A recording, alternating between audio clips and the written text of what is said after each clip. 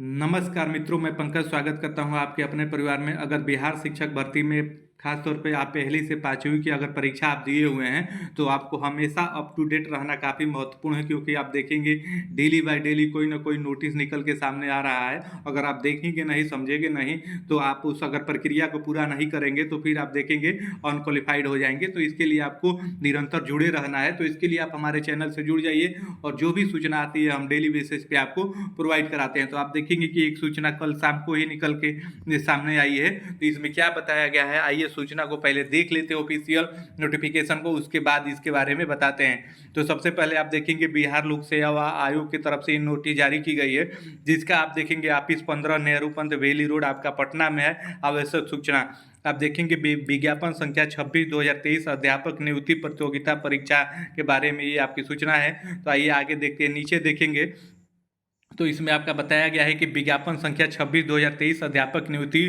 प्रतियोगिता परीक्षा के वर्ग 1 से 5 के अभ्यर्थी दिनांक 9/9/2023 यानी, और उसके बाद आप देखेंगे 11/9/2023 तक आयोग की वेबसाइट, आपकी जो वेबसाइट दी है, अपने डैशबोर्ड में लॉगिन करने के उपरांत diploma in elementary education DELED संबंधित प्रमाण पत्र अन्य को अपलोड कर सकेंगे।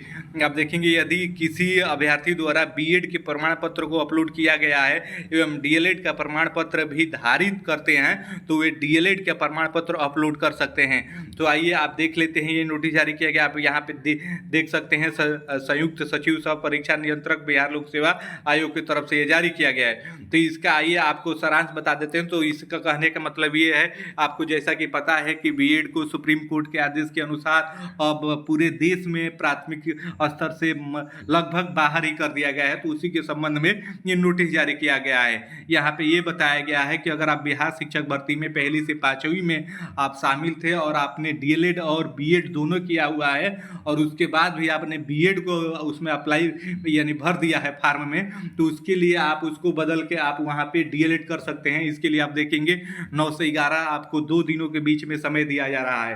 तो अगर आपने DLED किया हुआ है, गलती से आपने BEd भरा है, तो इस समय में जाके इस 9 से 11 के बीच में आप अपने डैशबोर्ड को खोल के उसमें अपना प्रमाण पत्र DLED का अपलोड कर देंगे। तो इससे ये बात साफ तौर पे ये स्पष्ट होती है कि BEd को पूरी तरह से प्राथमिक से आप देखेंगे बाहर कर दिया गया है। ये आप देखेंगे और लोग बता रहे हैं कि इस अमेंडमेंट और तमाम विधेयक लाने के बाद शामिल कर लिया जाएगा। तो आप देखेंगे कि ऐसा कहीं कुछ होने वाला है नहीं, क्योंकि जो सुप्रीम कोर्ट का फैसला है वो सर्वोपरि है, क्योंकि देश में सबसे बड़ा आपका सुप्रीम आप देखेंगे सुप्रीम कोर्ट ही है और उसका फैसला पूरे देश में लागू होगा। अब आप देखेंगे धीरे धीरे बिहार शिक्षक भर्ती पे भी ये असर साफ तौर पे देखने को मिल रहा है। यहाँ से BEd के प्रमाण पत्रों को बदल के DLED का कहा जा रहा है। इससे आप खुद समझ सकते हैं कि यहाँ पे केवल DLED का ही आपका रिजल्ट दिया जाएगा और उनकी ही मेरिट जारी की जाएगी। तो यही नोटिस जारी करके आपको ये बताया गया है।